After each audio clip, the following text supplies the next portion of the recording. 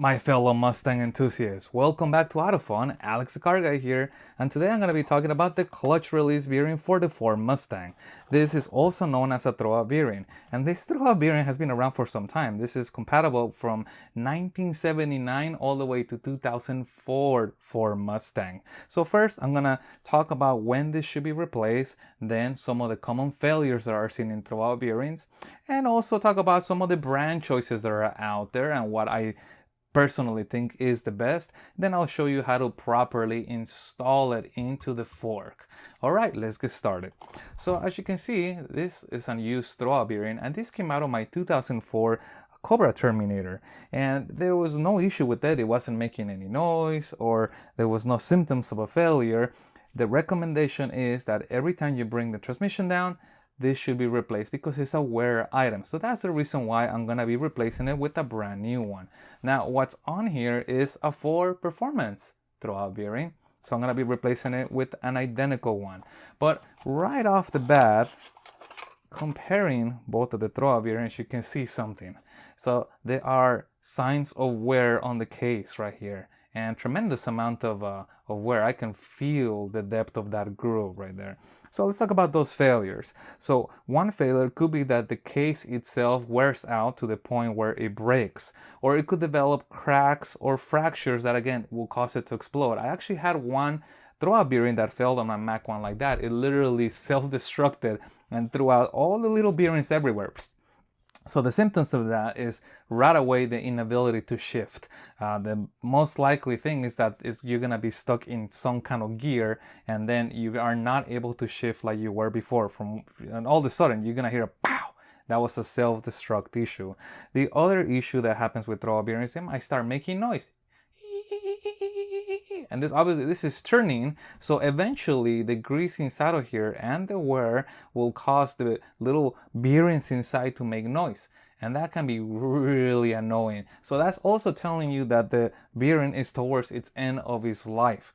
Now the bearing can last for a long time, but the fact that it's being subjected to high speed and also high temperatures is what reduces the life of the bearing, and normally what you see is that it literally self-destructs or has a catastrophic failure. Let's look at how the bearing is mounted on the fork. As you can see, the fork pivots. There's a pivot on this side, and every time the clutch pedal is pressed, it will pivot like so, pushing or engaging and disengaging the clutch, which is causing the spinning motion of this throwout bearing. So let's look at a little bit closer on here. I'm gonna zoom out a little bit. There's something interesting that I noticed.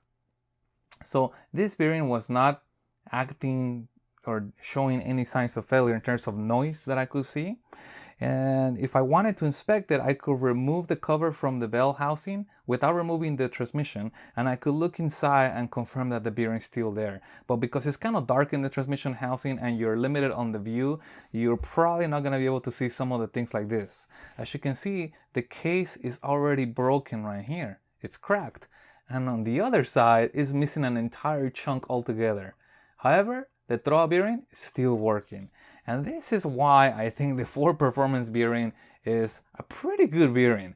Let me get some a little bit, there we go.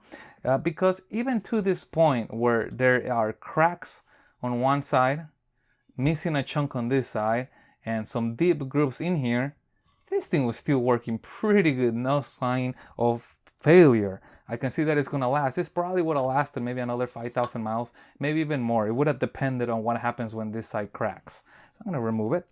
To remove the old throwout bearing, I basically flip this backwards and I slide this out of those little clutch fingers.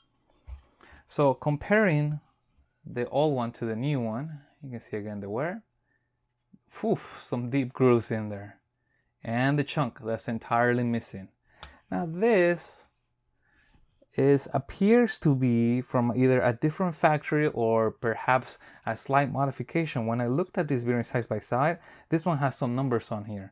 The numbers are 614014. This is the new bearing. The old bearing does not have numbers on there, but if I flip it on the other side, it does have the same numbers on the outer case, 614014. So this must be some kind of model number, but it's probably coming from either two factories or at some point they did some improvement on it. Also notice that the side is slightly different. See that the taper in here versus this one? Now, how old is this throwout bearing? I actually had this throwout bearing since 2016. I don't drive my Cobra a lot, so it has been in my car for 3 years. I also noticed that this is just a hair thinner, if not, yeah, you can see it. You can see the difference right here. This is thinner than this one right here. This one's a little thicker, a little more meaty. But besides that, they're identical. Now let's spin the old one. You hear a little bit of noise. The new one. It's so full of grease, it won't even freely spin in terms of I can't spin it like a spinner, but just gonna be silky smooth when I put it in the car. Very, very silky smooth. So I am really impressed with the Ford Performance Racing throwout bearing. Yeah, the life might not be a lot, but again, it's a $60-something part. So replacing it when the transmission is out, it is probably gonna be the best thing to do. Now let's talk about the installation. This is where it's going to be mounted on, and this is the surfaces that it's going to ride on. So these surfaces should be lubricated here and here. And same thing on the bearing, there should be some lubrication applied here and here because that's where it's going to be riding on here. Additionally, you'll notice that this bearing already comes with a little bit of lube in here, brand new from Ford Performance, and that lube is important because this is going to ride on a sleeve of the transmission, so it needs to be able to move up and down freely. So do not remove that grease. That's not shipping grease. That's important. Another place to apply grease is going to be to this prongs right here. Again, another contact point. Basically every area, metal area that has metal to metal contact should have some grease in there. The correct way to install the bearing, you'll notice that there's a little bump right here. See, everything's round and then it kind of has a little triangle. That triangle or that little bump points that way. So notice that. And I'm going to flip it and I'm going to install it into here. I'm going to push it all the way up. And I might not be able to do this without getting really messy. Let's give it a shot. There we go. And as you can see, normally I would have pre-greased all this areas. I'm just doing this for demonstration. The bearing is mounted and it's going to pivot like it's supposed to. Okay. Now that little bump, all it does, it keeps the bearing from turning. It kind of helps center it. I'm gonna slide it back out again. So notice that it's important that it's over these prongs. I have heard of people putting it underneath the prongs. That's not good because they had to bring the entire transmissions down just to fix that. So the important part, and I mean it could happen to anybody, is it has to go into here, over these prongs right here. All right, so that completes the overview of this throwout bearing. Now, what are the other brand choices out there? Well, this was installed with a McLeod RTX twin disc clutch, and maybe that's also what subjected it to additional wear. Or maybe the fact that I am heavily modified on the Cobra. I'm pushing 600 and something horses. Or maybe in the Cobra world, that's actually lightly modified. That's what caused this case to wear. But also, it could be the pressure that I had on the throwout bearing against the clutch itself. So what I mean by that, let's go back to this right here. This is installed on here. And there is discussions online about how much pressure should this have on the clutch itself. And I'll put this back on here just for demonstration purposes. Okay, so if the clutch is spinning, should the throwout bearing be spinning all the time? There are some proponents of that, and they say that the idea is that this never is sped up from totally still to really full speed every time it is engaged and disengaged from the clutch. There are some, the other side of the opinion is that it should only be contacting the clutch when you are disengaging or engaging. So this would only be spinning when it contacts the clutch. Every time it's not contacting the clutch, it will be still. It will be standing still. So obviously the gap between the clutch diagram and the bearing will be very small, and the choice is either preload, which is pushing against the clutch just slightly, so you don't want to engage, you don't have it right in the clutch, you don't want it like that, or no preload, which basically a space, or extremely lightly. My opinion is that if it's left on lightly, the diaphragm of the clutch the little clutch fingers are just gonna ride in here and are gonna wear this throwout bearing.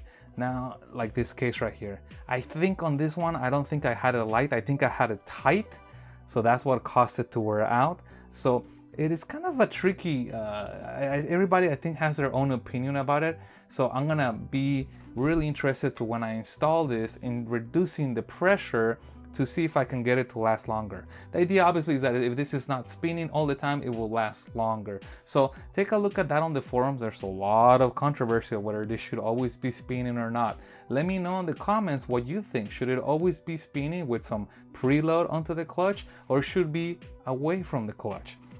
The other options for these throwout bearings are gonna be brands like McLeod. They make one, a heavy duty one for them, but normally what I hear is that the Ford Performance is the one that everybody's doing it, just because it seems to be so far the most heavy duty one. There's also another one called Center Force, and I have no experience with the Center Force or with the McLeod. So if you have experience with those, let us know in the comments if you liked it, or how long it lasted, or if it self-destructed. Like I said, my XCD one self-destructed after a period of time, and once I went to a Ford Performance, I felt a lot better. Alright guys, so that's it for this episode. I have a lot more Mustang videos coming up, so consider subscribing to see more of them. Hit the like button if you like this video, and share it with your friends. Let me know in the comments below if there's any other suggestions for future videos. And thanks for watching. See you in the next one.